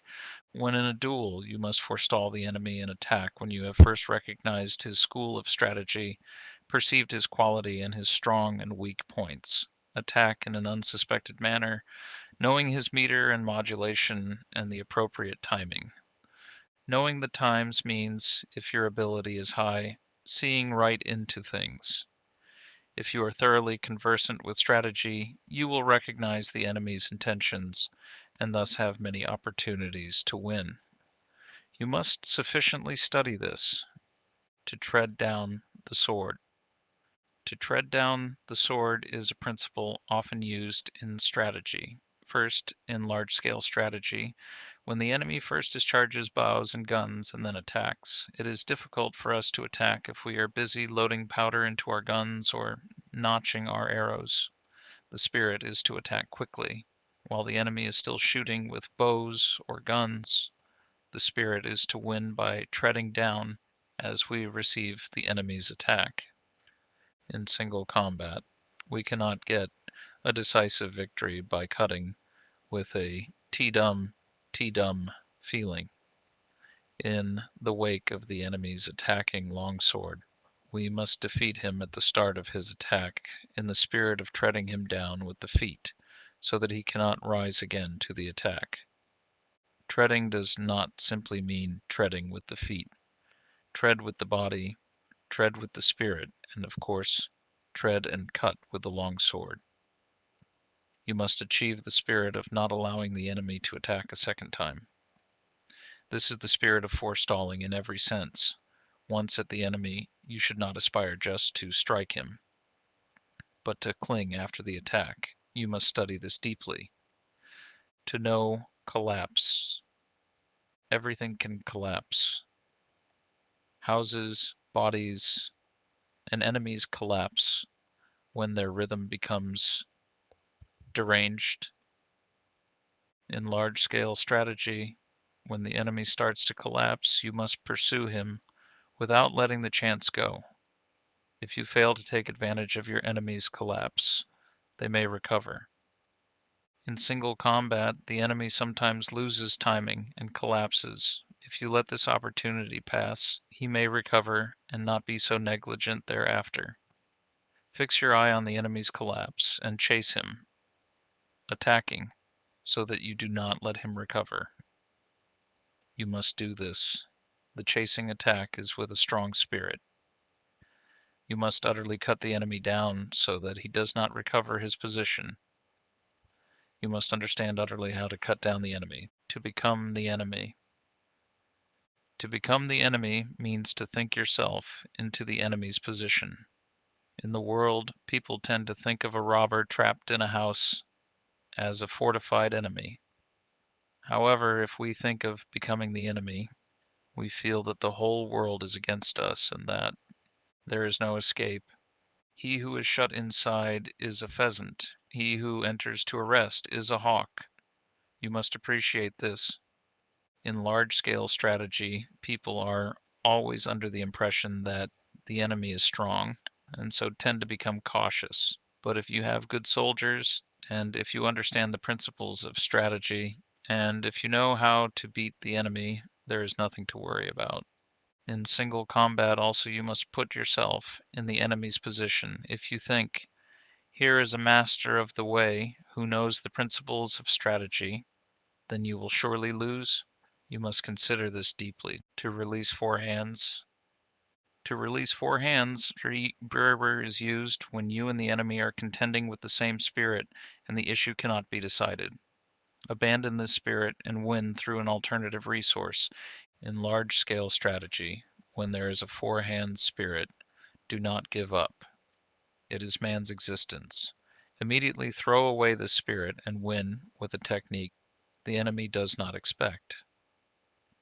In single combat also, when we think we have fallen into the four hands situation, we must defeat the enemy by changing our mind and applying a suitable technique according to his condition. You must be able to judge this. To move the shade. To move the shade is used when you cannot see the enemy's spirit. In large-scale strategy, when you cannot see the enemy's position, indicate that you are about to attack strongly to discover his resources. It is easy then to defeat him with a different method, once you see his resources. In single combat, if the enemy takes up a rear or side attitude of the long sword so that you cannot see his intention, make a feint attack, and the enemy will show his long sword, thinking he sees your spirit. Benefiting from what you are shown, you can win with 5 inches. To release 4 Herods, Yotsu te o Hanasu. The expression Yotsu te means the condition of grappling witty body arms engaged with the opponent's arms, or deadlock. It is also the name used to describe various articles with 4 corners joined, such as a fishing net, and was given to an article of ladies' clothing which consisted of a square of cloth tied from the back over each shoulder and under each arm, with a knot on the breast. Certainty. If you are negligent, you will miss the timing. Research this well. To hold down a shadow. Holding down a shadow is used when you can see the enemy's attacking spirit. In large-scale strategy, when the enemy embarks on an attack, if you make a show of strongly suppressing his technique, he will change his mind. Then, altering your spirit, defeat him by forestalling him with a void spirit. Or, in single combat, hold down the enemy's strong intention with a suitable timing, and defeat him by forestalling him with this timing. You must study this well. To pass on. Many things are said to be passed on. Sleepiness can be passed on. And yawning can be passed on. Time can be passed on also. In large-scale strategy, when the enemy is agitated and shows an inclination to rush, do not mind in the least. Make a show of complete calmness, and the enemy will be taken by this and will become relaxed. When you see that this spirit has been passed on, you can bring about the enemy's defeat by attacking strongly with the void spirit. In single combat, you can win by relaxing your body and spirit, and then, catching on, the moment the enemy relaxes, attack strongly and quickly, forestalling him. What is known as getting someone drunk is similar to this. You can also infect the enemy with a bored, careless, or weak spirit. You must study this well. To cause loss of balance. Many things can cause a loss of balance. One cause is danger, another is hardship, and another is surprise. You must research this. In large-scale strategy, it is important to cause loss of balance. Attack without warning where the enemy is not expecting it, and while his spirit is undecided, follow up your advantage and, having the lead, defeat him. Or, in single combat, start by making a show of being slow, then suddenly attack strongly. Without allowing him space for breath to recover from the fluctuation of spirit, you must grasp the opportunity to win. Get the feel of this. To frighten. Fright often occurs caused by the unexpected. In large-scale strategy, you can frighten the enemy not by what you present to their eyes, but by shouting, making a small force seem large, or by threatening them from the flank without warning. These things all frighten. You can win by making best use of the enemy's frightened rhythm. In single combat, also you must use the advantage of taking the enemy unawares by frightening him with your body, long sword, or voice, to defeat him. You should research this well. To soak in. When you have come to grips and are striving together with the enemy and you realize that you cannot advance, you soak in and become one with the enemy. You can win by applying a suitable technique while you are mutually entangled. In battles involving large numbers as well as in fights with small numbers, you can often win decisively with the advantage of knowing how to soak into the enemy, whereas were you to draw apart, you would lose the chance to win. Research this well. To injure the corners. It is difficult to move strong things by pushing directly, so you should injure the corners. In large-scale strategy, it is beneficial to strike at the corners of the enemy's force. If the corners are overthrown, the spirit of the whole body will be overthrown. To defeat the enemy, you must follow up the attack when the corners have fallen. In single combat, it is easy to win once the enemy collapses. This happens when you injure the corners of his body and this weaken him. It is important to know how to do this, so you must research this deeply. To throw into confusion. This means making the enemy lose resolve. In large-scale strategy, we can use your troops to confuse the enemy on the field. Observing the enemy spirit, we can make him think, here, there, like that, like this, slow, fast. Victory is certain when the enemy is caught up in a rhythm that confuses his spirit. In single combat, we can confuse the enemy by attacking with varied techniques when the chance arises. Feint a thrust or cut, or make the enemy think you are going close to him, and when he is confused, you can easily win. This is the essence of fighting, and you must research it deeply. The three shouts are divided thus: before, during, and after.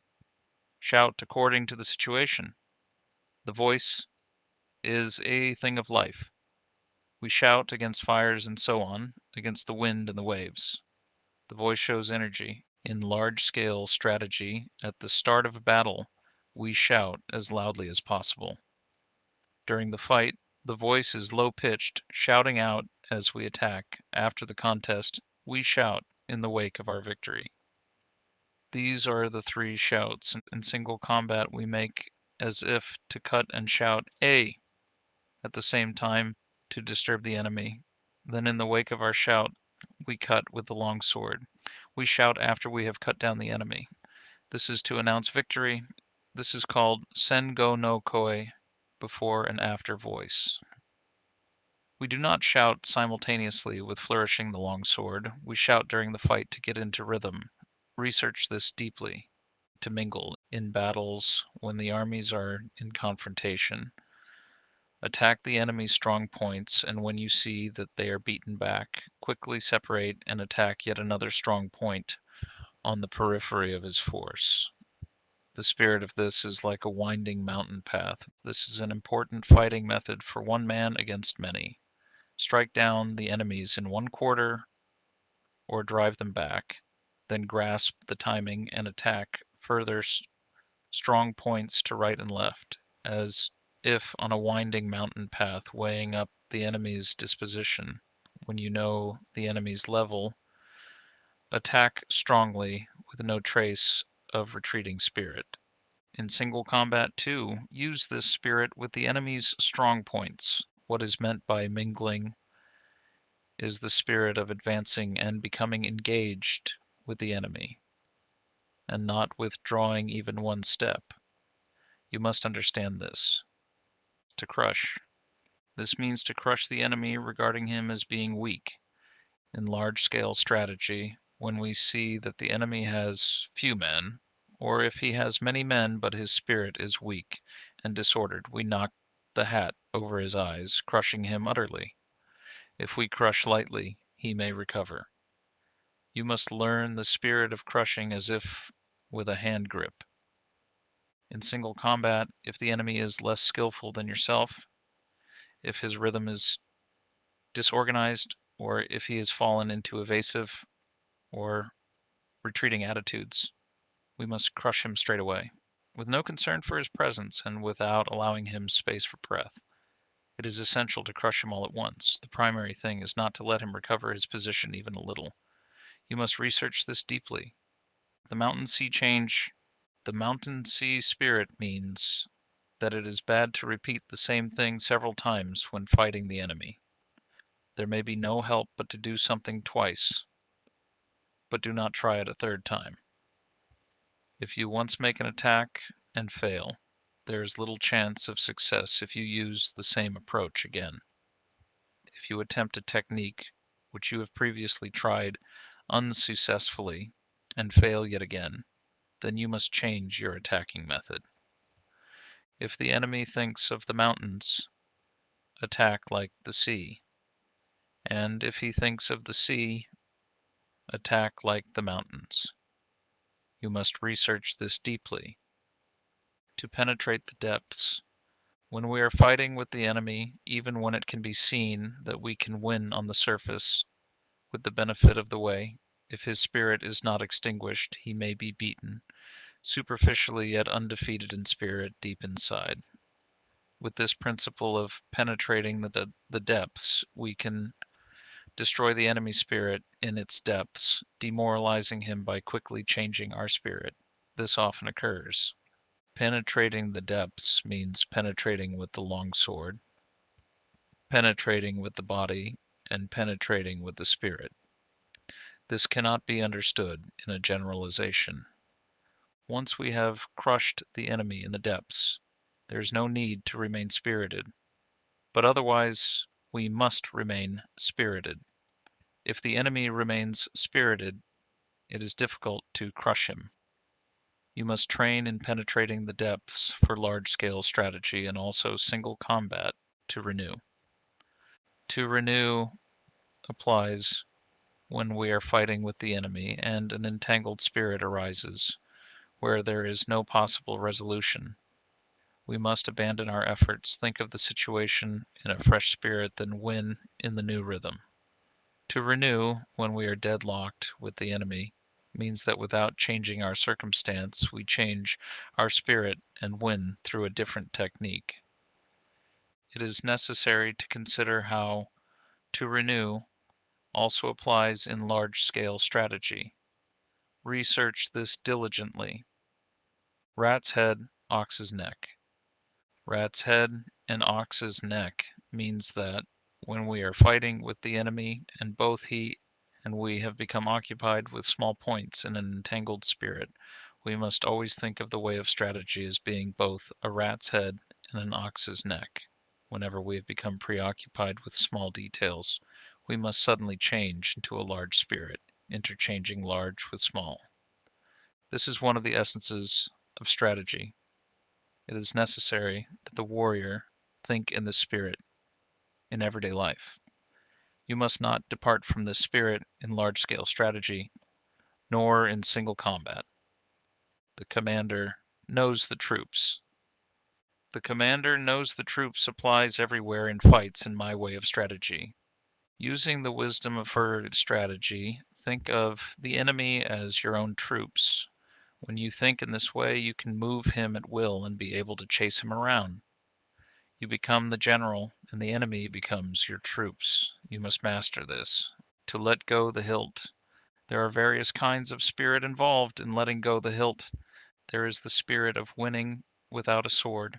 There is also the spirit of holding the long sword but not winning. The various methods cannot be expressed in writing. You must train well. The body of a rock. When you have mastered the way of strategy, you can suddenly make your body like a rock, and 10,000 things cannot touch you. This is the body of a rock. You will not be moved. Oral tradition. What is recorded above is what has been constantly on my mind about Ichi school sword fencing, written down as it came to me. This is the first time I have written about my 51, the body of the rock. This is recorded in the Terao Kaki, the chronicle of the House of Terao. Once a lord asked Musashi, "What is this body of a rock?" Musashi replied, "Please summon my pupil Terao Ryuma Suke." When Terao appeared, Musashi ordered him to kill himself by cutting his abdomen. Just as Terao was about to make the cut, Musashi restrained him and said to the lord, "This is the body of the rock." Technique and the order of things is a bit confused. It is difficult to express it clearly. This book is a spiritual guide for the man who wishes to learn the way. My heart has been inclined to the way of strategy from my youth onwards. I have devoted myself to training my hand, tempering my body, and attaining the many spiritual attitudes of sword fencing. If we watch men of other schools discussing theory and concentrating on techniques with the hands, even though they seem skillful to watch, they have not the slightest true spirit. Of course, men who study in this way think they are training the body and spirit, but it is an obstacle to the true way, and its bad influence remains forever. Thus, the true way of strategy is becoming decadent and dying out.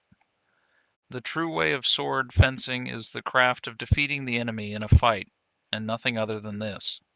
If you attain and adhere to the wisdom of my strategy, you need never doubt that you will win. The 2nd year of Shōhō, the 5th month, the 12th day, 1645. Teruo Magonojo Shinmen Musashi. The Wind Book. In strategy, you must know the ways of other schools, so I have written about various other traditions of strategy in this The Wind Book. Without knowledge of the ways of other schools, it is difficult to understand the essence of my Ichi school. Looking at other schools, we find some that specialize in techniques of strength using extra long swords. Some schools study the way of the short sword known as kodachi. Some schools teach dexterity and large numbers of sword techniques, teaching attitudes of the sword as the surface and the way as the interior. But none of these are the true way.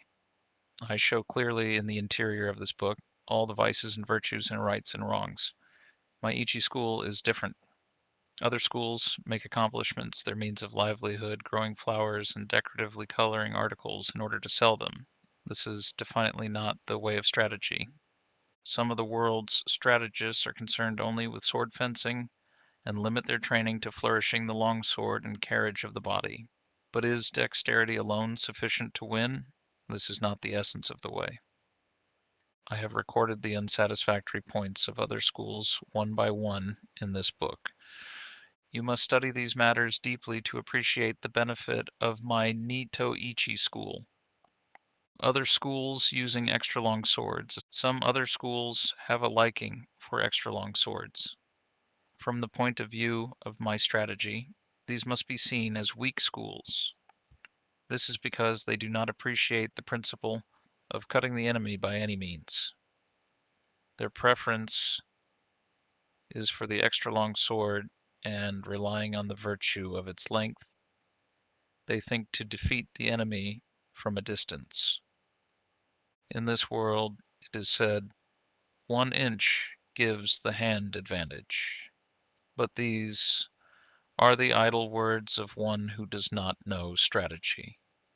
It shows the inferior strategy of a weak spirit that men should be dependent on the length of their sword, fighting from a distance without the benefit of strategy. I expect there is a case for the school in question liking extra long swords as part of its doctrine. But if we compare this with real life, it is unreasonable. Surely we need not necessarily be defeated if we are using a short sword and have no long sword. It is difficult for these people to cut the enemy when at close quarters because of the length of the long sword. The blade path is large, so the long sword is an encumbrance, and they are at a disadvantage compared to the man armed with a short companion sword. From olden times it has been said, great and small go together, so do not unconditionally dislike extra long swords. What I dislike is the inclination towards the long sword. If we consider large-scale strategy, we can think of large forces in terms of long swords and small forces as short swords. Cannot few men give battle against many? There are many instances of few men overcoming many. Your strategy is of no account if, when called on to fight in a confined space, your heart is inclined to the long sword, or if you are in a house armed only with your companion sword. Besides, some men have not the strength of others. In my doctrine, I dislike preconceived, narrow spirit. You must study this well. The strong long sword spirit in other schools, you should not speak of strong and weak long swords. If you just wield the long sword in a strong spirit, your cutting will become coarse, and if you use the sword coarsely, you will have difficulty in winning. If you are concerned with the strength of your sword, you will try to cut unreasonably strongly, and will not be able to cut at all. It is also bad to try to cut strongly when testing the sword. Whenever you cross swords with an enemy, you must not think of cutting him either strongly or weakly. Just think of cutting and killing him. Be intent solely on killing the enemy. Do not try to cut strongly, and of course, do not think of cutting weakly. You should only be concerned with killing the enemy. If you rely on strength, when you hit the enemy's sword, you will inevitably hit too hard. If you do this, your own sword will be carried along as a result. Thus the saying, "the strongest hand wins," has no meaning. In large-scale strategy, if you have a strong army and are relying on strength to win, but the enemy also has a strong army, the battle will be fierce. This is the same for both sides. Without the correct principle, the fight cannot be won. The spirit of my school is to win through the wisdom of strategy, paying no attention to trifles. Study this well. Use of the shorter longsword in other schools. Using a shorter longsword is not the true way to win. In ancient times, tachi and katana meant long and short swords. Men of superior strength in the world can wield even a long sword lightly, so there is no case for their liking the short sword. They also make use of the length of spears and halberds. Some men use a shorter long sword with the intention of jumping in and stabbing the enemy at the unguarded moment when he flourishes his sword. This inclination is bad. To aim for the enemy's unguarded moment is completely defensive and undesirable at close quarters with the enemy. Furthermore, you cannot use the method of jumping inside his defense with a short sword if there are many enemies. Some men think that if they go against many enemies with a shorter long sword, they can unrestrictedly frisk around cutting in sweeps, but they have to parry cuts continuously and eventually become entangled with the enemy. This is inconsistent with the true way of strategy. The sure way to win thus is to chase the enemy around in a confusing manner, causing him to jump aside, with your body held strongly and straight. The same principle applies to large-scale strategy. The essence of strategy is to fall upon the enemy in large numbers and to bring about his speedy downfall. By their study of strategy, people of the world get used to countering, evading, and retreating as the normal thing.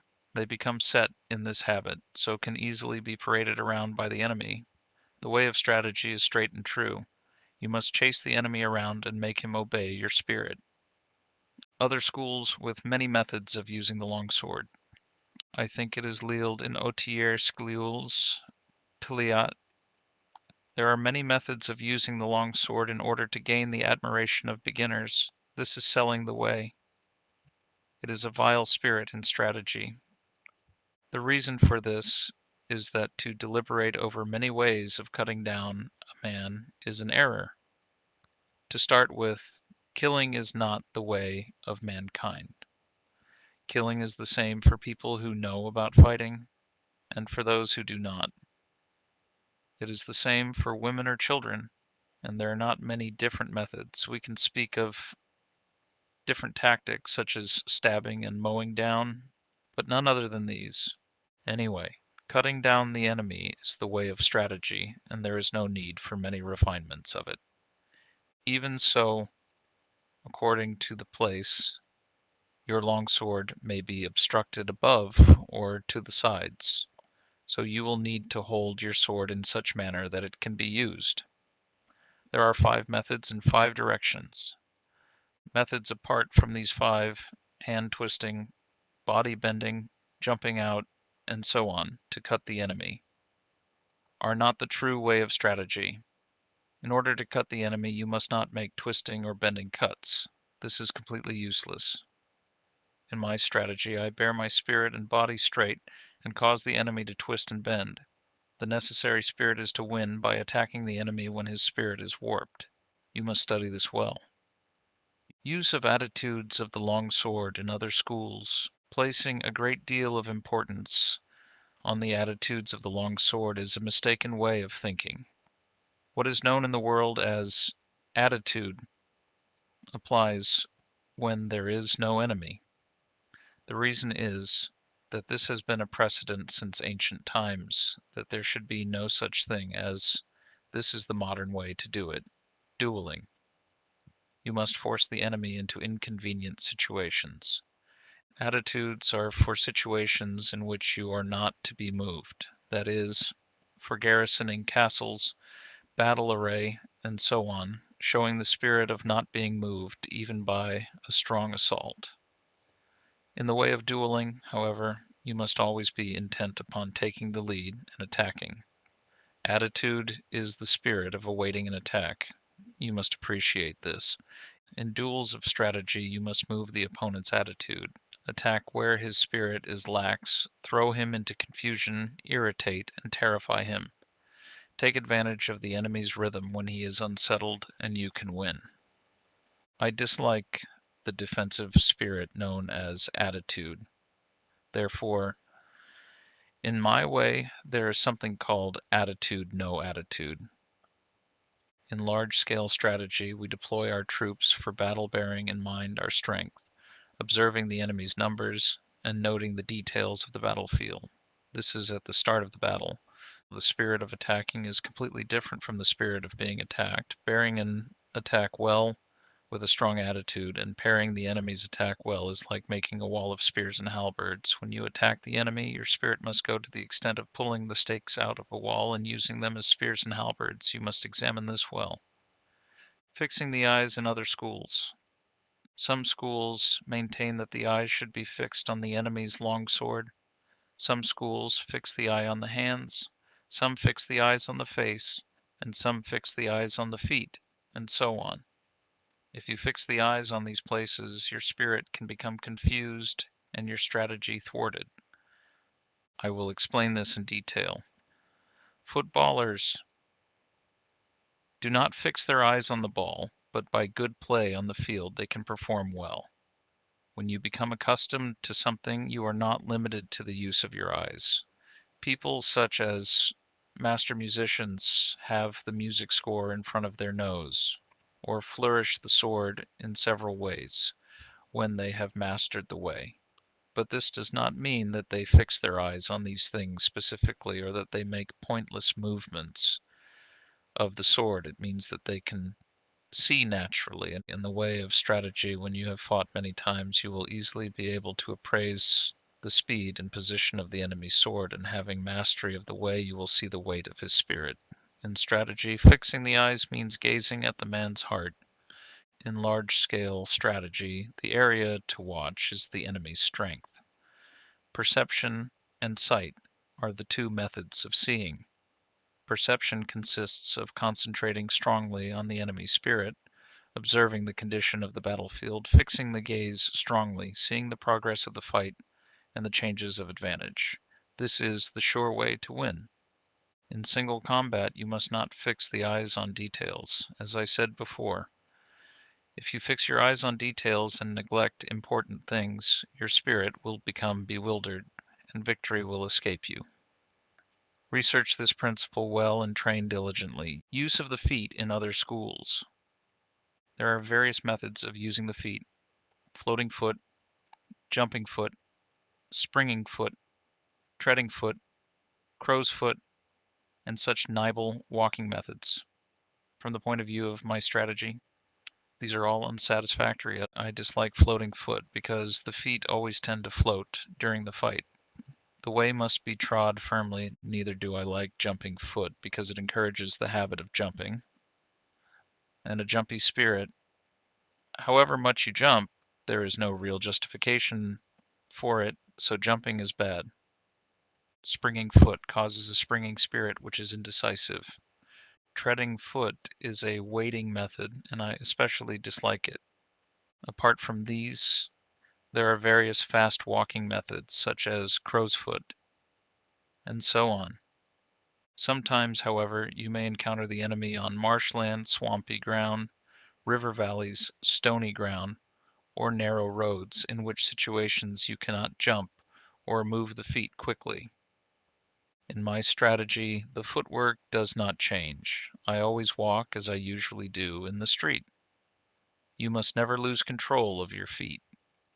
According to the enemy's rhythm, move fast or slowly, adjusting your body not too much and not too little. Carrying the feet is important also in large-scale strategy. This is because If you attack quickly and thoughtlessly without knowing the enemy's spirit, your rhythm will become deranged, and you will not be able to win. Or, if you advance too slowly, you will not be able to take advantage of the enemy's disorder. The opportunity to win will escape, and you will not be able to finish the fight quickly. You must win by seizing upon the 52 footballers. Football was a court game in ancient Japan. There is a reference to it in Genji Monogatari. Enemy's disorder and derangement, and by not according him even a little hope of recovery. Practice this well. Speed in other schools. Speed is not part of the true way of strategy. Speed implies that things seem fast or slow according to whether or not they are in rhythm. Whatever the way, the master of strategy does not appear fast. Some people can walk as fast as 100 or 120 miles in a day, but this does not mean that they run continuously from morning till night. Unpracticed runners may seem to have been running all day, but their performance is poor. In the way of dance, accomplished performers can sing while dancing, but when beginners try this, they slow down, and their spirit becomes busy. The old pine tree melody beaten on a leather drum is tranquil, but when beginners try this, they slow down and their spirit becomes busy. Very skillful people can manage a fast rhythm, but it is bad to beat hurriedly. If you try to beat too quickly, you will get out of time. Of course, slowness is bad. Really skillful people never get out of time and are always deliberate and never appear busy. From this example, the principle can be seen. What is known as speed is especially bad in the way of strategy. The reason for this is that depending on the place, marsh or swamp and so on, it may not be possible to move the body and legs together quickly. Still less will you be able to cut quickly if you have a long sword in this situation. If you try to cut quickly, as if using a fan or short sword, you will not actually cut even a little. You must appreciate this. In large-scale strategy also, a fast, busy spirit is undesirable. The spirit must be that of holding down a pillow, then you will not be even a little late. When your opponent is hurrying recklessly, you must act contrarily and keep calm. You must not be influenced by the opponent. Train diligently to attain this spirit. Interior and surface in other schools, there is no interior nor surface in strategy. The artistic accomplishments usually claim inner meaning and secret tradition, and interior and gait. But in combat, there is no such thing as fighting on the surface, or cutting with the interior.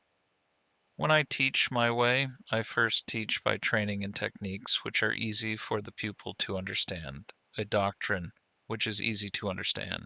I gradually endeavor to explain the deep principle, points which it is hardly possible to comprehend, according to the pupil's progress. In any event, because the way to understanding is through experience, I do not speak of interior and gait. In this world, if you go into the mountains and decide to go deeper and yet deeper, instead you will emerge at the gate. Whatever is the way, it has an interior, and it is sometimes a good thing to point out the gate. In strategy, we cannot say what is concealed and what is revealed. Accordingly, I dislike passing on my way through written pledges and regulations. Perceiving the ability of my pupils, I teach the direct way, remove the bad influence of other schools, and gradually introduce them to the true way of the warrior. 53 Old Pine Tree, Komatsu Bushi, an old tune for flute or lyre. Satire, gate. A student enrolling in a school would pass through the gate of the dojo. To enter a teacher's gate means to take up a course of study. The method of teaching my strategy is with a trustworthy spirit. You must train diligently. I have tried to record an outline of the strategy of other schools in the above 9 sections. I could now continue by giving a specific account of these schools one by one. from the gate to the interior. But I have intentionally not named the schools or their main points. The reason for this is that different branches of schools give different interpretations of the doctrines, inasmuch as men's opinions differ. So there must be differing ideas on the same matter. Thus, no one man's conception is valid for any school. I have shown the general tendencies of other schools on 9 points. If we look at them from an honest viewpoint, we see that people always tend to like long swords or short swords and become concerned with strength in both large and small matters. You can see why I do not deal with the gates of other schools. In my Ichi school of the long sword, there is neither gate nor interior. There is no inner meaning in sword attitudes. You must simply keep your spirit true to realize the virtue of strategy. 12th day of the 5th month, the 2nd year of Shoho, 1645. Teruo Magonojo Shinmen Musashi. The Book of the Void. The Nito Ichi way of strategy is recorded in this, the Book of the Void. What is called the Spirit of the Void is where there is nothing. It is not included in man's knowledge. Of course, the void is nothingness. By knowing things that exist, you can know that which does not exist. That is the void. People in this world look at things mistakenly and think that what they do not understand must be the void. This is not the true void. It is bewilderment. In the way of strategy also, those who study as warriors think that whatever they cannot understand in their craft is the void. This is not the true void. To attain the way of strategy as a warrior, you must study fully other martial arts and not deviate even a little from the way of the warrior. With your spirit settled, accumulate practice day by day and hour by hour. Polish the twofold spirit, heart, and mind, and sharpen the twofold gaze, perception, and sight. When your spirit is not in the least clouded, when the clouds of bewilderment clear away, there is the true void. Until you realize the true way, whether in Buddhism or in common sense, you may think that things are correct and in order. However, if we look at things objectively from the viewpoint of laws of the world, we see various doctrines departing from the true way. Know well this spirit, and with forthrightness as the foundation, and the true spirit as the way. Enact strategy broadly, correctly, and openly. Then you will come to think of things in a wide sense, and taking the void as the way, you will see the way as void. In the void is virtue and no evil. Wisdom has existence. Principle has existence. The way has existence. Spirit is nothingness. 12th day of the 5th month, 2nd year of Shoho, 1645. Teruo Magonojo Shinmen Musashi. End.